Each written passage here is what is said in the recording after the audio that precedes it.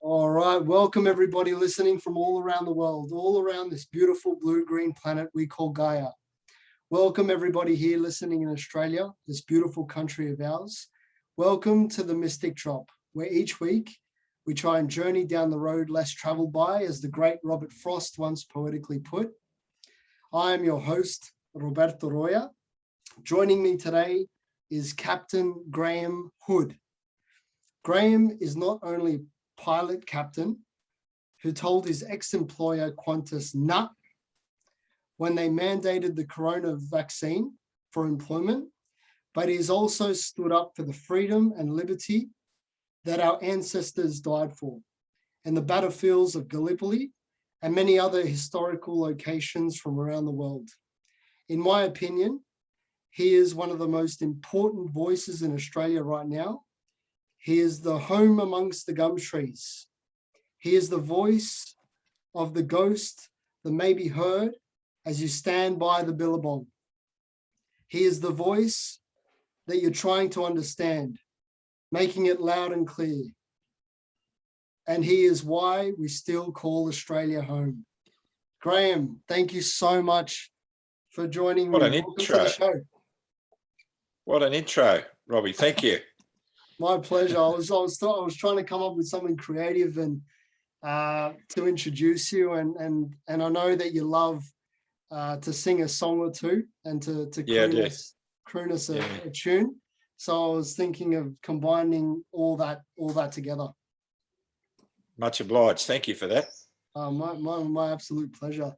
So before we get started, we've got a mystic drop incantation we like to share with our first time guests. And it goes like this. We are two cosmic spiritual beings sitting around the campfire, two drops of light from the Great Spirit. Truth is our path and wisdom is our teacher. We start with a salute, and now let our magic flow. Cheers. All right. Cheers, mate. Graham, thank you so much again for joining us. It's a real pleasure to have you on.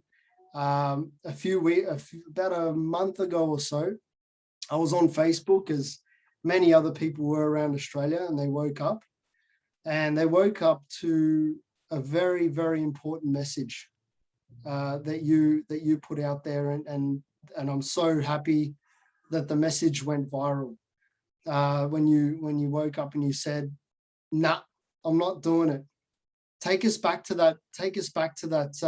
that moment just before, or even, weeks before you posted that video, if you wouldn't mind. Yeah, not at all.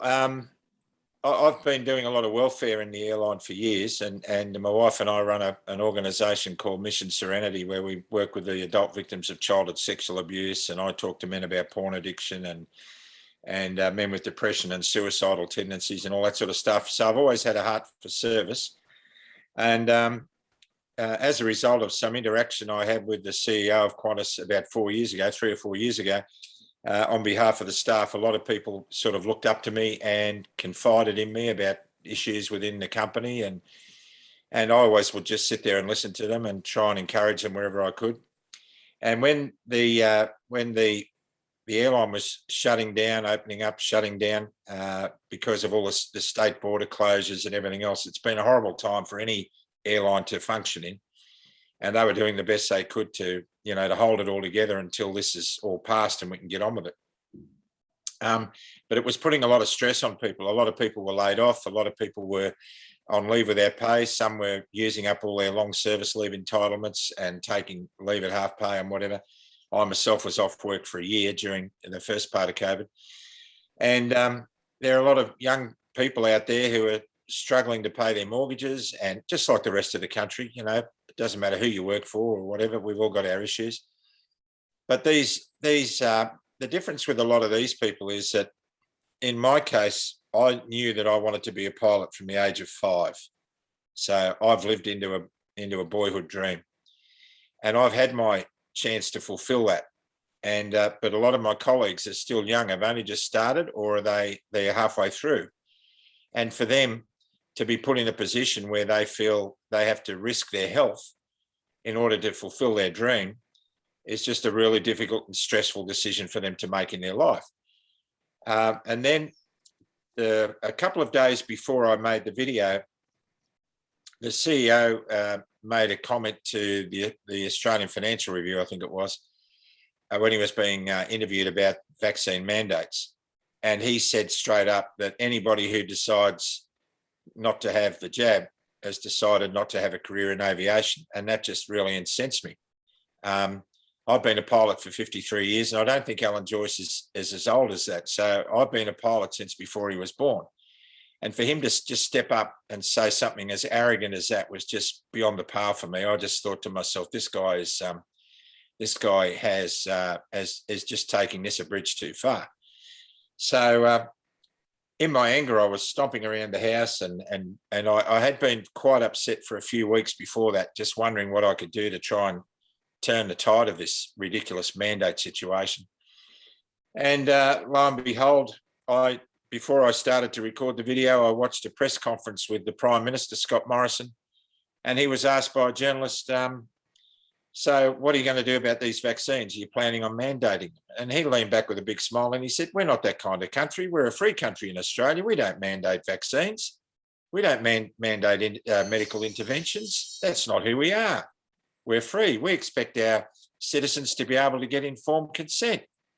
Well, that just got me, because right now he knows that he can't mandate vaccines under the current constitution, but he's giving the dirty work to the states and the corporations to do that. And I think that was despicable. And I was so ropeable. I thought, I've got to get my feelings down on camera. So I pressed the record button, and I listened to it with my wife, and then I decided to send it to somebody who's got better technical skills than I have with social media, and they posted it. And by the next morning, somebody had told me that had tallied up all the platforms around the world and all the views. It was up around, well, it was in the several millions of views in a matter of hours. And from then on, my life has completely turned around. I'm no longer a pilot. I ended up, I knew that when I made that video and posted it, that it would be the last time I'd ever fly, because I breached company social media policy. And I could have fought that based on the fact that everyone's stressed at the moment. And whatever I did was obviously, I was stressed when I did it. It's clear a lot of people thought that I was quite stressed. And I was, because who isn't? You know, who isn't stressed in this country at the moment? But as it turned out, I had to wait for a while to get some response from the company, and eventually I was contacted by a few management people. They were concerned about my welfare, which I appreciated, and I felt it was genuine, because I knew the men concerned who were contacting me, and they were good men. But I knew my situation was tenuous. There was a group of lawyers built themselves a wall around me, and tried to make sure that I'd be okay, and talk about, you know, whistleblower protections and everything. But at the end of the day, I knew that for me to go down that pathway of legal protection, I'd have to be silenced for a length of time, probably too long. And I decided to forego any financial benefit and resign so I could do what I'm doing now, which is speaking out. Which is very important work that you're doing. And again, I thank you. You're very brave. And I've even said to a couple of people, I think that you should be Australian of the Year for what you've done. Oh, thank you, but I've got a funny feeling I don't think I'd get past first base. Yeah, I know. Yeah, well, you know, truth warriors, spiritual warriors that I like to call ourselves. We've always got that battle, but with the right people that know, they know you're doing a very important job, and I am myself. I'm very grateful for everything you're doing. I appreciate that, and I've come to the realisation that the last of my 68 years may well be about this moment, for whatever that means. And I'm very passionate in my relationship with God. I'm passionate in my relationship with, and then I'm really passionate about my country in that order. And for me, I will not allow everything that my father went to war for in World War II, and all that our Anzacs died to protect us from. I cannot sully that memory by not speaking up. And you say it's bravery. For me, it would be for me, it would be more troubling to look at myself in the mirror every day, knowing that I hadn't done anything. So I think by actually speaking out, I'm taking the easy way out for me, because I've been through a life of pain, of pornography addiction. I've had a lot of issues in my life coming from a dysfunctional family. But I have to say that to be where I am now, I've had to work for decades to get my sense of honour and integrity back. And now I've got it. I will not compromise that for anything, because I've realised how valuable it is. In 2006, Robbie, I was going to kill myself. I didn't have any belief in anything. My life was empty. I'd lost my identity completely to my addiction. I was living in a marriage that obviously wasn't happy, and the addiction didn't help that. I raised two beautiful children with my first wife, and they're a blessing. But I had completely lost my identity, and I didn't want to live anymore. So now that I've got that identity back again, I don't want to lose it. So for me, it's a simple matter of I've got to do everything I can to service my integrity. Otherwise, I may as well turn up my heels now. Yeah, and I'm sure not myself, but many Australians are glad you didn't go down that line. And so there must have been some divine intervention that jumped in and helped you through to get to this point in time. Absolutely. I'd set a date to kill myself. Wow. And that date was a date in August. And about a week before that date, I was flying an aircraft to Perth, and I went to go to the bathroom, and coming out of the bathroom was the lady I'm now married to. Wow. And that was divine intervention. She and I have turned each other's lives about. She was a victim of childhood sexual abuse. Yep. Horrific abuse. She was molested every weekend for 6 years as a child. And she'd struggled with that, and I helped her get her identity back, and she helped me get mine back. And for us, it's not a matter of maybe or I believe. I know that Jesus Christ had something to do with that for me, and that's where I stand with that. So that's a divine intervention that I have entrusted myself to, and for me, it's been just a beautiful experience. I don't much like religion, to be honest with you. I don't like corporate religion, but I think no matter what our beliefs, it's important that we have a relationship with something bigger than we are. And for me, that's Jesus. And I know for you, it's probably something else, and that's cool. But we have to have. There is a, if you like, a God-shaped hole in our body that can only be filled with a higher power. We can't fill it with addictions. We can't fill it with pornography, with alcohol. We can't fill it with possessions. It's a deeply spiritual thing. And when we have that connection, we feel complete. And that's how I feel now. Even though the world looks very uncertain to me, financially, we're in pretty poor shape. But we're going to be okay, because I know my higher power is guiding me on this walk, and I don't have to worry about anything. He's in control. It's a beautiful message. Just going off a little bit off the track, we'll come back on. Talking about suicide, you mentioned that you went through it. There's a lot of people right now that are in a very dark place. Knowing that you've gone down that road and you're right on the edge, what would you like to say to those people that are on the edge and they need a little bit of light to get them back? Robbie, that's one of the nicest questions I've been asked in the last month, and I thank you for that, because it's on my heart to reach people like this. I've said in a lot of interviews lately that I believe that corona is not the pandemic we're dealing with, it's fear. It's fear driven by mainstream media and bureaucrats and politicians. And there is another agenda there, and we don't even have to talk about that now. That may be for another time. But the thing about the fear pandemic is it has many variants. It has a suicide variant. It has a domestic violence variant. It has an enraged addiction variant. It has a child abuse variant. There's so many of them. And those variants are claiming many lives. Domestic violence is claiming lives. And the suicide rates in Australia have gone through the roof. They have literally exploded. And if we had press conferences every day where the 11 o'clock Premier's conference was, look, we're very sorry to announce today that 7 people passed away with COVID, not necessarily of COVID.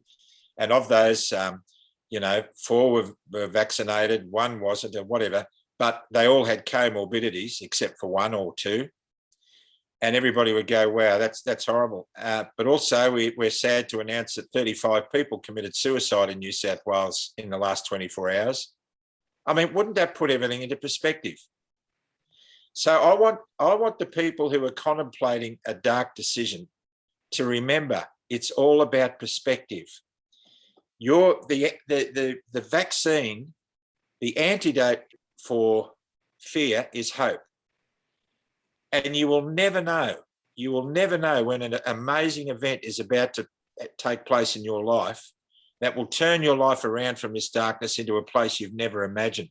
I've often talked to men about these issues, and I say that if I stand back and look at my life on a wall as a big tapestry, and I want you people to imagine that if you're watching, the tapestry is enriched with colours, all different colours, and there are a lot of dark threads and a lot of black threads that make up this beautiful picture.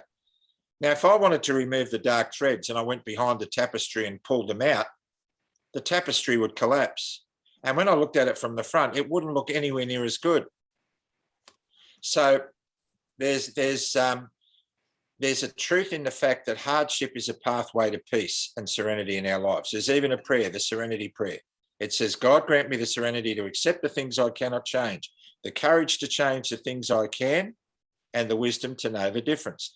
Living one day at a time, enjoying one moment at a time, accepting hardship, what you're going through now, as a pathway to your eventual peace, taking, as Jesus did, this wretched world as it is, not as I would have it, and trusting that you will make all things right if I surrender to your will, so that I can be reasonably happy in this life and supremely happy with you forever in the next. In Jesus' name, amen. So that whole poem is designed to get people, that whole prayer is designed to get people through addiction. And what is addiction? Addiction is a band-aid to mask a pain of not being loved or being rejected. Disconnection. What are we going through now? If you're going through darkness in your life, it's because you have been disconnected from society by the governments and the bureaucrats and the media. You've been locked down. You can't see family. You can't get your support network. You can't even hug somebody. You're not mentally ill. You have been put in a black box by bureaucracy. Yeah. And you need to remember that this dark place you now find yourself in has nothing to do with your mental incapacities or anything else. You are a great person. You are loved. You are connected. But at the moment, it's very hard to see that. And added to that are all the stresses of you may lose your job, you may lose your house, you may lose your income, you may even lose your family. And many of you who are making decisions one way or the other are losing family because families are breaking up over this wretched situation. Yeah. So you have a really good reason to feel like you do, but let me tell you, I believe inside every one of us, there are 2 people, and one of them needs to drown, but not both of them. So you have to decide today. You have to recognise today that we're all sheep, we all are, and the difference between one flock and another is who the shepherd is. So don't hitch your wagon to a black shepherd, to an evil shepherd. Hitch your wagon to truth and light, and know that you will get through this because you are valuable and you do rate. You really do. So hang on to that, whatever you do, and hold the line with that, please. Hold the line, 100%. Hold the line. Absolutely. Thank you. Thank you so much. I think that's going to touch the hearts and souls of many with what you just said. I pray it does. I pray it does, yeah. My old man, he was a migrant from Italy from the Second World War. He came to Australia for, a much better life, for freedom, and to escape all the horrible things that he lived through and his family went through, to our beautiful country here in Australia. His old expression when he was alive, God bless his soul, it was whenever something was going wrong, he'd always say, with a thick Italian accent, mind you, "What the bloody hell is going on here?" With that accent. So I ask you, Graham, what the bloody hell, excuse the language as well, but I think it's necessary. What the bloody hell is going on in our beautiful country? And how did we get to this point, in your opinion? Oh, wow. Another good question. And I've done a lot of thinking about this, and I've mentioned this a fair bit. There was a time in our history when red-blooded Australian men were red-blooded Australian men. And now our blood seems to have been watered down. I think one of the greatest things that has happened to us is a decline of manhood in our country. Men don't know how to be men anymore because they don't know whether they're going to tread on any toes. Political correctness has destroyed that. Most of the men and women in prison today will all say that they were fatherless in their growing up. They either had a father who wasn't present or was abusive, or no father at all because they were raised by their mum, single parent. And the men of Australia have not crossed the line between boyhood psychology and manhood psychology because there's been no old guys to lead them across the line and validate them. That's the first thing. The other thing is we've had it too easy in this country for too long. We've become addicted to our own convenience. We have been dumbed down by media, social media, and also mainstream media. We find our entertainment watching reality television, which has got nothing to do with reality. Reality television to me is like an electronic version of going to the Colosseum in ancient Rome and watching gladiators kill themselves. You look at programs like My Kitchen Rules or The Block, they're not about cooking or renovating. It's about putting two people or pitching groups of people against one another and watching them fight. We've totally become involved in this thing. We talk with our thumbs. We don't communicate with each other anymore. We have become disconnected. And that disconnection drives addiction and it drives pain. And we've come to rely on our social media likes to justify our existence. So you can have 10,000 people who like you on Facebook, but when your house burns down, where are they? When you're desperately seeking support because you're about to kill yourself, where are they? These aren't friends. They're electronic connections, but they're not flesh and blood in the real sense of the word. Yeah. And we have education today, which has completely gone off the track. A child only has to turn up at school and get a certificate of excellence. We're rewarding our kids. We have been for a long time. We're rewarding them for doing nothing. And that we're not giving them anything to strive for. So when they go out into the workplace, they expect when their boss gives them a task to do and they do it half-heartedly, they can't handle the pressure when the boss says, hang on, that's not up to standard. You know, you're not good enough for the job. And I think Australian men, if you can imagine, if the recipe for a good Australian man required the ingredients to be baked in the oven for 1 hour and 45 minutes, most of us have been taken out in 1 hour. We look done on the outside, but when you slice the loaf, it collapses. There's no substance. I think we've got a chance to rebuild that in this country out of this experience, and it's going to be my desire to do that in whatever years I have left while I can still breathe to do that. And I believe that once we come through this one, before the next disaster, we'll have that situation. The other thing is we haven't had a statesman in this country for I don't know how long. I cannot remember. I can't even think of a statesman anywhere in the world. We have no citizens running our governments. We have politicians.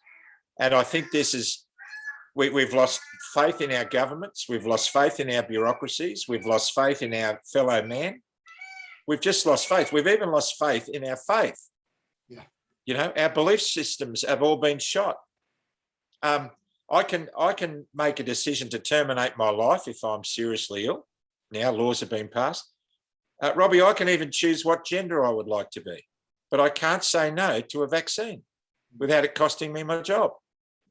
That's what's wrong with Australia, and we've got to ditch all of that and go right back to basics. We've got to fill our parliament houses with citizens and not politicians, and we have to start making a difference in the way that we look at each other, and we need to start loving and trusting one another again as a community. 100% agree with you. And I listened to your speech that you did last week in Coolangatta last Friday, and I believe that's one of the most important speeches of this year, probably the last 2 years since this whole fiasco started. What part of it are you referring to? One of the things that I was going to point out is that you mentioned that there are police officers, nurses that are standing up and saying "no," as you put it. And I love that expression because it really hits home to the Australian spirit. So that aspect of it, can you elaborate with what's going on in the back end and the people that you're talking with from around Australia? Man, I don't know what you do for a day job, but you should be a professional interviewer. I got to say, since I made that video, the first one, which I'd love to have done again if I had a chance, but it doesn't matter. It had its effect. I have been getting between 3,500 and maybe 5,500 messages a day. I cannot answer them all, but glaringly, they are paramedics, nurses, doctors, teachers, fireys, police officers, by the thousands, all saying the same thing, as well as truck drivers, miners in the Pilbara, the FIFO guys, who are now being mandated to get vaccinated to drive a truck in a pit. Come on.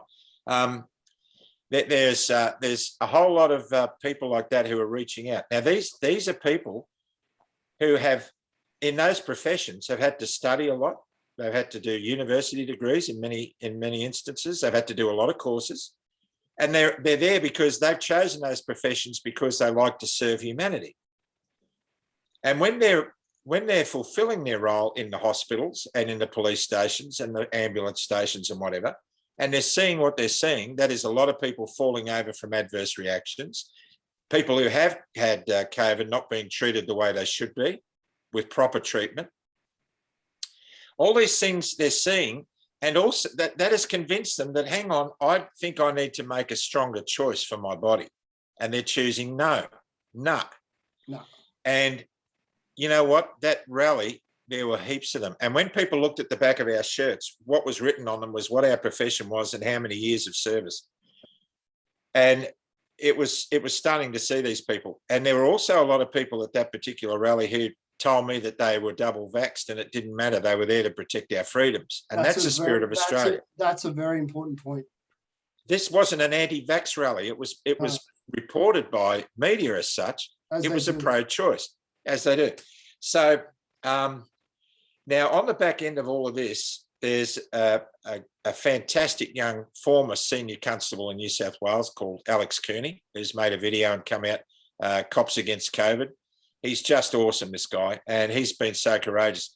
He has got hundreds and hundreds of police flocking to him to join up with him. Victoria Police have a terrible reputation at the moment after spending decades trying to build a decent one. Their reputation in Victoria has been absolutely shattered by their Premier and their Police Commissioner. Those guys need to be held to account for that. Decades of work to build a relationship with the community has been destroyed in a couple of weeks by draconian stuff that went on there that's been going on in Victoria. Those people are now standing up in their hundreds. Victorian coppers have united around an organisation called policeforfreedom.org, and they've invited all the essential workers involved in mandates to join them. They're joining a big new super union, which is doing great things. There are 9,000 doctors and nurses in that union, and the police are joining them. In Queensland at the moment, 30% of Queensland police have been stood down, 30%, because they're refusing to go along with it. I heard anecdotally, and I'm waiting for proof, that at the graduation ceremony for Victorian police cadets recently, after the ceremony, 26 of those young constables, probationary constables, resigned. 26 of them. And so there's another police officer in Victoria, Craig Buckman, Senior Constable Craig Buckman, who's resigned in protest, and he's going to be making a video with me very shortly. He's coming out the same way that I did. So we're seeing a massive turnaround, and I want the people that are watching us now to know that this isn't over by a long way. If I'm not a doctor, I'm not telling you what decision you should make about your body, but if you feel coerced into doing it and you're about to because you think you're going to lose your livelihood, hold on as long as possible. I just had a message before we went to air that Busways, the bus company in New South Wales, they had a mandate. All their staff had to be vaccinated or show proof of vaccination by the 11th on Monday. Today's Friday, so next Monday. And there were women who drive for that company and other people who've gone out and had the vaccine because they were coerced into it. And they're in tears. I've heard from some of them. Here's the horrible part of this story, Robbie. The Transport Workers Union, who represents them, has today decided to lodge an industrial action against Busways, saying that they can't mandate it. And that most of the people have already gone and got the thing because the union was slack and didn't do anything about it in the first place when they should have. So a whole bunch of people, they didn't have their back. So a whole bunch of people have now made a decision that they deeply regret. And now the union comes out and says, don't do anything. It's too late. It's the Friday before the deadline. What are they going to do on the weekend? I mean, that's not the spirit of Australia. And the trade union movement, I mean, Australia used to have once a proud trade union movement. Where are they? They're all in bed with the corporations. They're all doing sweetheart deals. They're not representing all of their members, but they're happy to take their dues. Yep. They'll take their dues off them right up to the 11th hour. I mean, it's despicable. And I feel for those people in the transport industries now that have fallen for this. And I'm telling them, hang on. If that's your decision, don't relinquish it. Hang on. I've thought about this a lot, and I think that this whole thing is about what I like to call them the cabal, because the prime ministers, the presidents around the world, they're not the real leaders. There's a shadow group of individuals that run the show. They run the media, they run the pharmaceutical companies, they run the governments, big tech, everything. And so I think they've tried to push as far as they can to see how far they can control humanity at large, not just in Australia. Look, they're not even in the shadows anymore, Robbie. They're out there in plain sight. Right. They don't care anymore. They don't care who knows. I mean, anybody who is asking questions, I'd suggest the first place you go to is the World Economic Forum website, and it will all be laid out for you there. We're in for a big struggle on this planet because the top 1% of the planet are deciding what to do with the other 99%. And if we find ourselves asleep while this is going on, it will be to our peril. We have to wake up. And this isn't. If anyone had said to me 2 years ago, Robbie, that we would see what's going on in Australia happening now, I would have called them a conspiracy theorist. I'm not. I'm not a conspiracy theorist. I'm a conspiracy realist. Yeah. I'm starting to see, since I changed my mind at the 11th hour before I got the vax, I thought, hang on, I better make some more inquiries about this. I'm seeing this played out. And I'm not shying away from that anymore. I think it's beholding on every citizen of this planet, and most of all in this country, to wake up and start asking questions. Turn the television off. Shut down your mobile phone. Stop yakking and thumbing to everybody, and start asking serious questions. The answers are there. You don't have to dig deep. You don't have to go down conspiracy rabbit holes. Go to the World Economic Forum website. Go to some of the other websites out there. Look at what the United Nations are doing on their website. Look at who's driving these things. It's in plain sight. I mean, evil doesn't have to hide anymore. It's just out there for all to see. It's sticking its ugly face right there for all to see. It's right there. And the troubling thing, there's so many people bowing, but there's so many people standing up, and I saw that last week at the rally.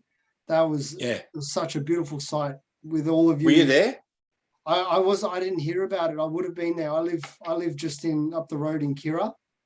It would have been great to see you there. So I would have, if I would have known, I would have been there. But unfortunately, did you see the police? Did you see the interaction between the police? That was my next point. Another beautiful part of that was halfway through that speech, you started talking about the police and them standing up, and one of the vans that were there started honking the siren in support, and that hit my soul. That hit my soul. No, there's a lot of really great coppers out there. A lot of them grew up wanting to serve their communities. And Alex Cooney is a shining example of what a good cop is. And sadly, because of this ridiculous situation and a police commissioner who's lost the plot, really, I mean, I don't hide the fact that I think the police commissioner of New South Wales and the one in Victoria have totally lost the plot. That because of that, an individual like Alex and hundreds more like him will be lost to our community as police officers. So, I mean, that's a tragedy that needs to be reversed as soon as possible. Yeah. Another one sticking on the what happened last week at the rally, and you touched on this before, was a beautiful message of, since you were a little boy, your dream and what you thought your purpose in life was to become a pilot. And up until now, you've realized, no, what you're doing right now and the messages that you're putting out there to not only Australians, but to the world, that's your real purpose in life. Can you expand on that and unfold that a bit? Well, you know, the trouble in our society, Robbie, is most of us say, why don't they do something? And we forget that the they is actually me. It's us. Yeah.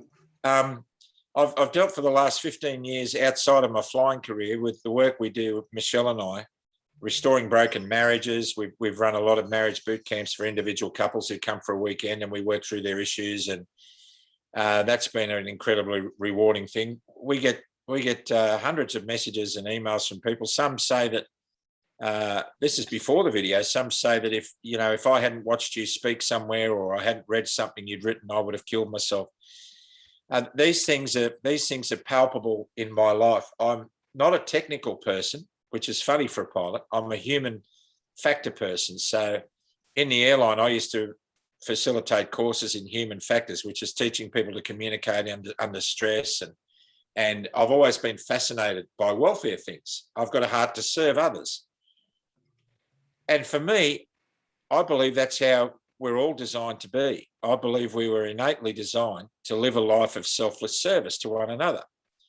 And so I want to take the people around me back to that place. And I want to take community and society back to that place. And that's where my passion is. So I believe we can do that. I really believe we can, because now people have been frightened into submission. They've realised how close they've come to making horrendous decisions. I mean, Australia at the moment, with the division between the those who have and the those who haven't, and the vitriol between some of them, we are, with the media propaganda that we have at the moment, we are this close to following the Germans in the 1930s into fascist dictatorship. We are that close. And they were an educated people.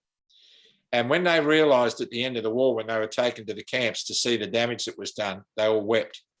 They realised that happened on their watch. If we don't start thinking as a community, regardless of people's beliefs, regardless of their decisions, we run the risk of going down that road. We're dangerously close to the precipice of doing that in this country, to the extent that I have said in many interviews to Scott Morrison, I believe that you're going to have between 2.5 million and 7 million now people who are making a decision to say no. What are you going to do with them? Are you going to keep them under house arrest for eternity? Are you going to keep them under house arrest for a year? Are you going to isolate them in camps or communities? I mean, these are decisions that you may well have to make. Are you going to deprive them of their opportunity to buy and sell? Are you going to deprive them of their civil liberties from their families? Is this what you're planning to do? Now, if the rest of society in this country is happy for that to happen, we are a fascist dictatorship. Yeah. We are what your father left Italy to get away from. And we've allowed that to happen on our watch. So I will always love and respect anybody regardless of their decision. The only time I ever look down on anybody is when I'm helping them up. And I believe that if we're not careful, we're going to consume ourselves as a country. We are going to be all consumed by a division that is just going to be too big, too great to ever cross again. So we are in a position where we've got to start doing the right things yesterday. Yeah. And that's why I've started this, because I know what my old man went through, and he's not here to talk about it anymore. So I've got to step up and do my bit in all this. So same as my dad. I'm honored to be in the fight with you. You too. I'm glad to have you. It's great. You know, our fathers would be happy men. They'd be proud. I know what my dad would say. He said it at my wedding when I got married to Michelle. I sung to Michelle at our wedding. And when it was over, my dad, who was in his 90s, was sitting at the front, and he put his thumb up and he said, "Good on you, son." Good on you, son. Good on you, son. Such a classic. Such a classic, yeah. What does music mean to you? Because I know you sung in your first video, you crooned to the crowd last week. What are these beautiful songs and I love songs about our country. I used to write a lot of lyrics. I used to write a lot of bush balladry and stuff like that. I just love the songs of our land and our people, and so music evokes in everybody a certain sense of emotion that can be taken the wrong way as well. But for me, it gets me into my soul, and I believe it's a way to touch other people in beautiful ways, to take them to that place that's really special. For me, the music of our nation, by various artists, like anyone from John Williamson, Slim Dusty, or whatever, but even beyond those more traditional guys, not Keith Urban. I like Keith Urban, but far out, I can't remember his name, but he's just a great bush balladeer in Australia. You might know Troy Cassar-Daley. Wonderful performer. Those guys sing songs that really take me back to my childhood and connect me with what I remember of what was really great about this country. So, I'm not a good singer. We had a band. A few of my mates at work formed a band years ago, and we called ourselves Better Late Than Never. And we made a bit of money. We used to let people in for nothing and charge them $20 a head to get out. At that point they'd be all on the piss, and they wouldn't even know about it. Yeah, so we had a lot of fun. I think music used correctly can touch our souls. I mean, what can be better than a beautiful heavenly choir? I mean, it's just amazing listening to, and the baritones of Wales, and some of the old coal mining unions in Wales that had their choirs. It's just incredible music, incredible. Yeah. It connects us to each other. 100%. Yeah. What would you like to personally say to the leaders of Australia right now? Start packing. Start packing, yeah. Start packing. Yeah. You've got a lot of questions to answer. You've done a lot of damage. And if you have allowed this country to be taken over by forces external to it, then shame on you. You have decimated our industry. You have sat by and watched foreign nationals and corporations take over what was not theirs to have and not yours to give. You have been you should be utterly ashamed of your leadership when it comes to First Nations people. And I pray for you, and I hope you have the courage to say, you know what, we blew that. Let's work together to make it right. But if you're perpetuating a lie, if you're covering up now because you backed the wrong horse with this vaccine, if you've got millions of doses that people aren't taking and you're going to have to dump them at the cost of how many millions of dollars because their time expired, if you've got half or a third of your citizenry losing their jobs because you haven't got the courage to tell corporations to back off, then you don't deserve to be there, and you better start packing. But you can turn it around, and you can say we blew it. We've got to come clean and get honest, and we need the Australian people to back us to get our recovery happening, not just our economic recovery, to get our spiritual recovery back. I hope they're listening. I hope they won't be. They won't be, because I'm not Carl Stefanovic. Yeah, that's right. But I hope somebody that is close to them listens to it, because they've got a chance to turn around. They've got a small window. because I believe, and I spoke about this with Senator Malcolm Roberts a couple of months back. He was on the show as well. And I said to him, he's a very good man, very intelligent man. And I said to him, I believe the leaders of this country have sold us out. They've completely sold us out. Yep. We're not a democracy. We're on the verge of, as you said before, complete fascism. Yep. And it's a very sad thing to see. You know, and we get sparks of brilliance and integrity and honesty every now and then. We get Senator Jackie Lambie is a lady I've always admired. Yeah. But then she came out recently and said something totally stupid. She prides herself on a representation of ex-military personnel, people who went to war to fight to protect our rights. Yeah. And then she says something in mainstream media, we're coming after these protesters. You know what, we're going to push back. We're coming after you. And anyone who doesn't get vaccinated, you don't deserve the rights and privileges that this country offers you. We're going to lock you all up in a ring of steel. They were her words.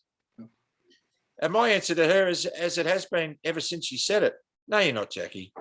No, you're not going to do that. We're not going to let you do that, because the men and women who died that you represent, the people, the ex-servicemen who are killing themselves in vast numbers coming back from wars in the Middle East and Afghanistan, those people went over there to protect us from that kind of language. And how dare you say that? How dare you incite people to fight against one another, for one? And how dare you threaten the citizens who pay your wages? How dare you threaten them with concentration camps? Because that's what that amounts to. And you need to wake up to yourself, Senator Lambie. You really do. 100%. Totally agree with you.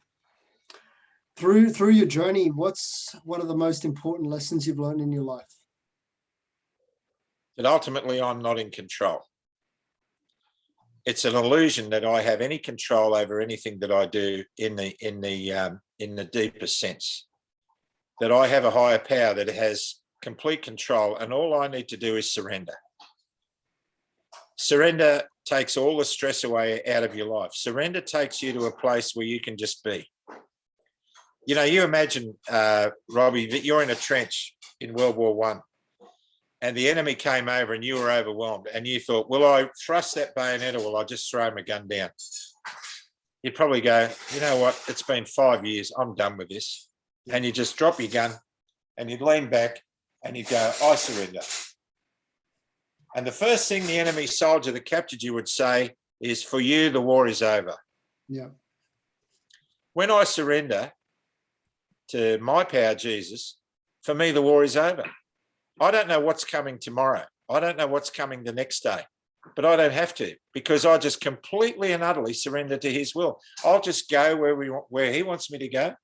And for you, it's whatever higher power that you choose to follow. I'm not saying anything, but for me, surrender brings peace and it brings clarity to my life. I always say that I wear my heart on my sleeve, but I try not to stick my arm in the toilet with my heart on it, because sometimes I've made myself vulnerable to people who've used it to hurt me.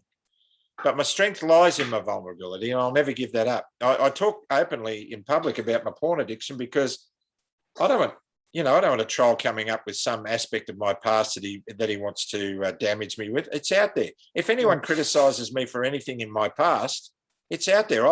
I've given testimony in front of TV cameras that's been seen all around the world by I don't know how many thousands of people. I've got nothing to hide. I don't care what you think of me. I don't care what Alan Joyce thinks of me. I only care what God thinks of me. And I speak to please my higher power, not to please you or anybody else. If you like what I say, that's great. But what you think of me ultimately is none of my business. I can't change it. Only you can change your opinion of me. So I live in that freedom. And I've been trolled a few times and I mostly don't respond. I just leave them here. I don't block them out or anything. I don't cut them off. There was one guy I cut off early in the piece. I blocked him because he wasn't hurting me, but he was hurting my children. Right. And that went beyond the pale, so I cut him off.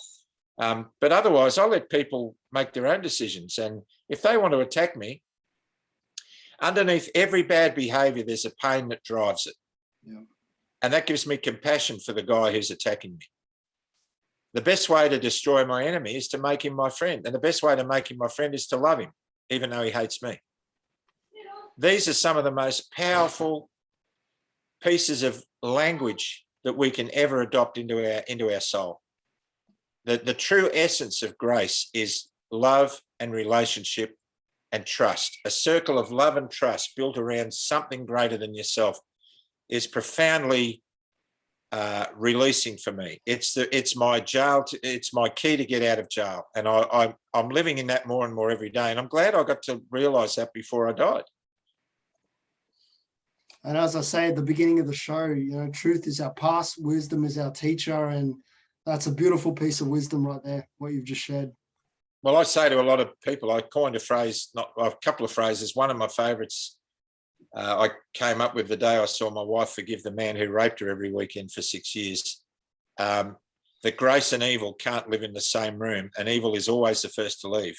Yeah. Truly, grace trumps everything that evil can throw at you. Yeah. Forgiveness is the greatest weapon, which isn't a weapon. And I forget where I was going to go with the other one, but yeah, my strength lying in my vulnerability is a term I picked up in a self-development program I worked with many years ago called Stepping Out in Melbourne. You know, so many years ago, some great friends, and I didn't have any kind of faith back then. I was looking for answers in all the wrong places, but that was a good time in my life, and I remember all those people fondly. And I used some of the terminology that they used. I'm babbling on a bit, but look, at the end of the day, I've got to live in the shadow of my own conscience. And if I can't do that, then I'm not living. Yeah, exactly. And what other people think of me is for them to deal with. So if underneath every bad behaviour, there's a pain that drives it, then it makes it easy for me to love whoever's attacking me. I may not like them. I found that it's a lot easier to love people than it is to like them. And I said that to one of my neighbours once. I said, you know, the Bible teaches me to love people that I often don't like. He said, how can you love somebody you don't like? I said, you do. And he said, what do you mean I do? He said, your son. You don't like him, but you love him. You don't like his behaviour, but you love him. And he sat back and he said, that's right, I do. So why would I love somebody whose behaviour is hurting me? Because he's living in a pain that's driving that. And he needs to be loved out of that pain, not hated back into it. That's why. If you were leader of this country, what would some of the things you do immediately with everything that's gone on?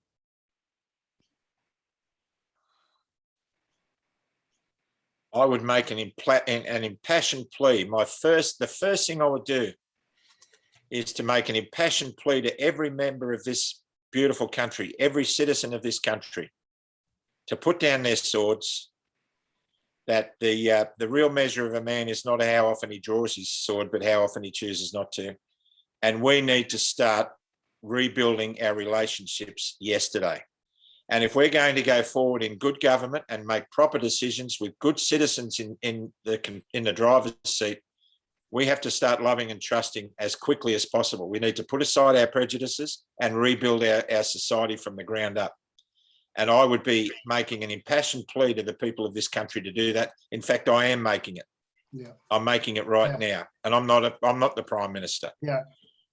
And that's what I pray that the next Prime Minister will do. I pray this one will turn around and do that, but I doubt that he will.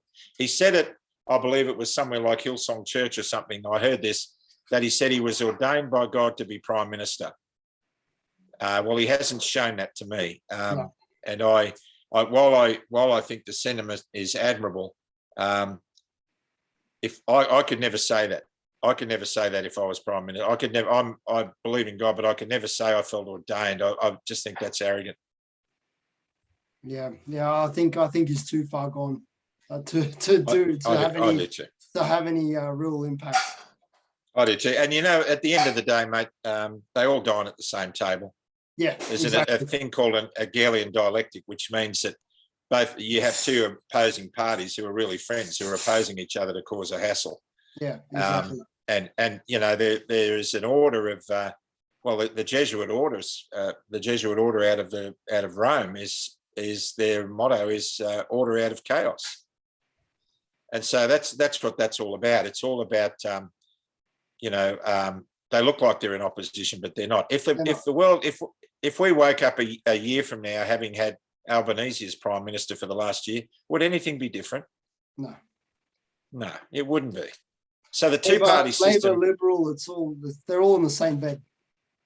Yeah, they all eat at the same restaurant. I mean, there's no substance in anything that they do. And you know what? Our biggest issue is not who's in government at the moment, it's who's in opposition. Yeah. All the states have zero opposition. These premiers are riding shotgun over their citizens because there's no opposition. And I think that's a greater crime to our society than the governments who are running it. The fact that we have oppositions with no backbone and a fatalist approach. I mean, the opposition leader in WA before McGowan got re-elected conceded defeat 2 weeks before the election. He said, we've lost. I mean, what kind of a... Let's just get it. Anyway, lots of work to do. Yeah. Well, we're marching on. We're marching on and holding the line. Yeah. I always like to finish on hope, because I believe it's a very important message that we need right now. So what messages of hope would you like to give Australians and people of the world right now? Love does really conquer all. Trust has to be rebuilt, and it has to be rebuilt with integrity, but the process can be long, but we have to start now. In Australia, we have an amazing country filled with amazing people, and we have an amazing, very short history, but we also have an amazing, very long history when we look at our First Nations people. I wonder how they would have managed COVID. I often wonder. So I think we have to go back to the future. I think we have to rewind the clock. We have to go back to the era before political correctness. We have to thicken our skins and stop being so sensitive. And we have to claim what is ours simply by saying a 2-letter word. No. You know, if there's about to be a major military war, I think we're already in World War III with what's happening. But if there's a major military campaign, if all the soldiers on both sides just dropped their guns and said, no, you'd be left with the 2 leaders, let them fight it out. Yeah. You know what I mean? Exactly. We've forgotten the power of the word no. Yeah. Yeah. And in the Bible it says, let your yes be your yes and your no be your no. And I said at the rally, I got that wrong actually. I said, let your yes be your no and your nut be your nut. Yeah, but right. Yeah, I was caught up in the emotion. I love that part. But at the end of the day, hope will get us through this. And we have to start doing that because we're in a pipeline, and coming down the pipeline is one disaster after another. Once COVID is finished, it'll be climate change, or it'll be Ebola, or it'll be something else. You know, the cauldron of the top 1% of the planet is boiling away with a whole bunch of disasters to get us under the thumb. And it'll only happen because we let it. Yeah. And what I want to say to the people of Australia is this: we are one and we are many, and from all the lands of earth we come. We share a dream and sing with one voice. I am, you are, we are Australia. It's not hard. It's not hard. Thanks, Robbie.